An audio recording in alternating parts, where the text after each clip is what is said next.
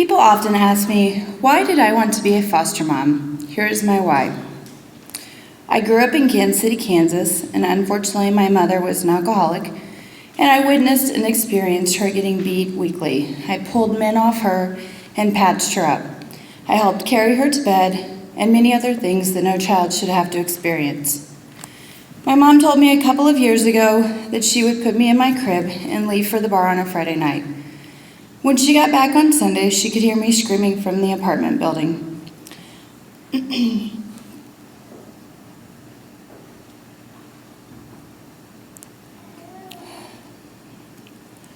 I was a victim of sexual abuse on multiple occasions, and at the age of 5, I had to step into the role of being a mom to my baby brother.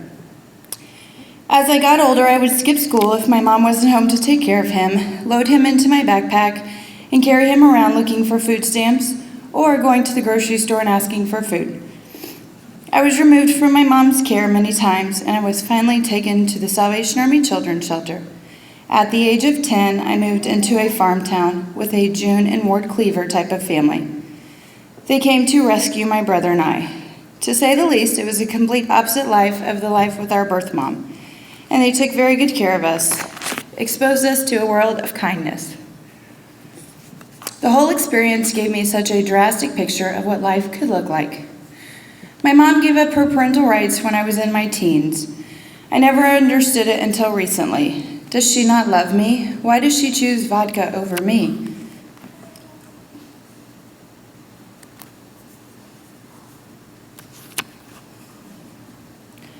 As I got older, I had such drive and motivation to get out into the world and prove myself that I wasn't like her. I had always been rejected, abandoned, taken advantage of, and the underdog in life. Things never seemed normal or settled for me.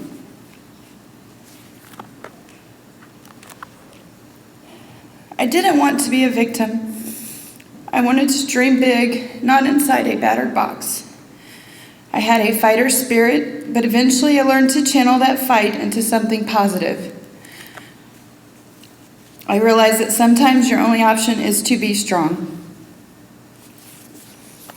11 years ago, my husband Tyler and I welcomed our daughter Grace into the world, and it was an epiphany.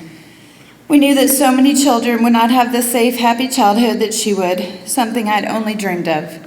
Holding my precious baby girl that smelled of soft lavender and knowing my brutal background made me realize I had not gone through all this pain and hurt, and watching my mom struggle to shove it under a rock, I needed to do something positive with it.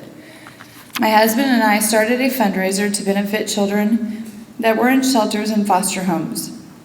Over 2,000 people have attended the Feltz Family Midwinter Blues fundraiser to date. Then, a few years ago, there was a terrible story about child abuse on the evening news that provoked a conversation with my husband. Someone has to do something, I said. My husband said, "You're someone." He was right. I was tired of listening and I was ready to act. My internal machine gun started firing questions inside my head. What can I do? How do you fix this crazy broken system? Did people act when they saw us with my mother? Did someone call the police? Why didn't anyone help us? Why did people let us stay in that violence? I just wanted to be a person that helped, so I became a foster parent. My mom passed away 3 months ago today.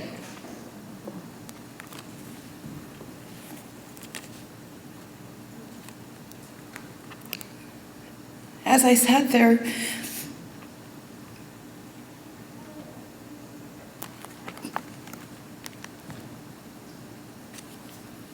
and held her fragile hand and gazed into her sunken, tired eyes, I realized that she tried.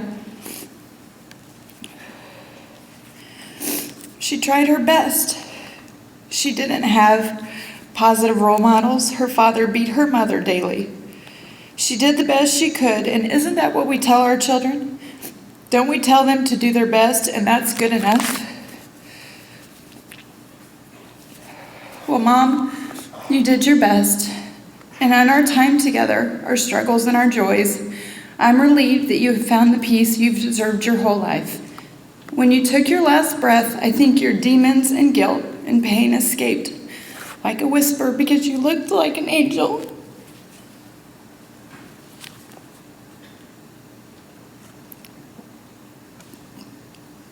My work as a foster mom and caring for the little me's and the you's is because of you.